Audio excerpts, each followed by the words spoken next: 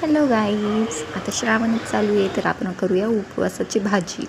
आपण बटाटे घेतले आहेत, आपण स्वच्छ धुवून घेतले आणि एका बटाट्याचे 2 हाफ करून घेतलेले आहेत आणि स्वच्छ धुवून घेतलेत ना तर त्याच्यावरची माती सगळी निघून जाते. आता मी कुकरमध्ये टाकते बटाटे आणि वरतून मी पाणी टाकू राहिलेली आहे. छान आपल्याला जेवढं लागतं ना पाणी तेवढंच टाकायचं आपण. आणि थोडंसं मी मीठ पण टाकणार आहेत. मिठाने टेस्ट छान लागते, म्हणजे बटाट्यामध्ये मीठ जातं थोडंफार. आणि आता मी कुकर लावते. कुकर मी लावलेला आहे आणि आता त्याचे आपण 3 शिट्या काढून घेऊ. एकीकडं आपण खरपूस शेंगदाणे भाजून घेऊ. आता हे गार झाले, आता आपण याचे साल काढून घेऊया. आणि इथं माझी स्वरा पण काढू राहिली आहे साल शेंगदाण्याचे. ती एक एकच करून काढती आहे. तिला आवडतं आहे तसं खेळायला. चालेल, आपण सगळ्याचे साल काढून घेऊ, मग भेटूया.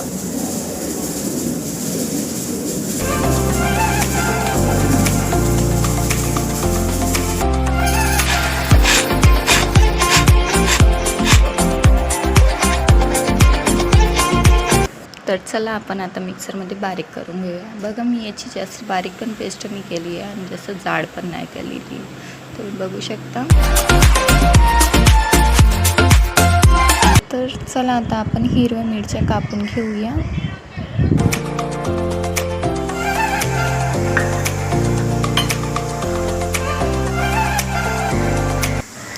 आणि आपले बटाटे छानपैकी उकळले गेलेले आहे. आता आपण याचे सालपट काढूया. तर बघू शकता आपले बटाटे छानपैकी गार झालेले. आणि इथं मला स्वरा पण मदत करू लागते, ती पण बटाट्यांची साल काढतीये, तिला आवडतं. आणि आम्ही चला आता फटाफट दोघंजण मिळून काम उरकवून घेता, मग तुम्हाला परत भेटतो.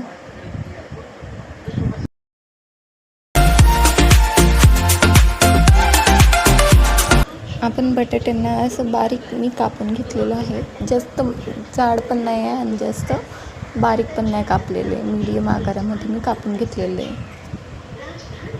आता मी तेल टाकते कढईमध्ये. ही माझी साबुदाण्याची कढई होती, त्याच्यात मिरच्या टाकते आहे. छान मिरच्या करून घ्यायच्या आपण फ्राय. त्यानंतर बटाटे टाकायचे त्यात, आपण जे चॉप केलेलं होतं ते.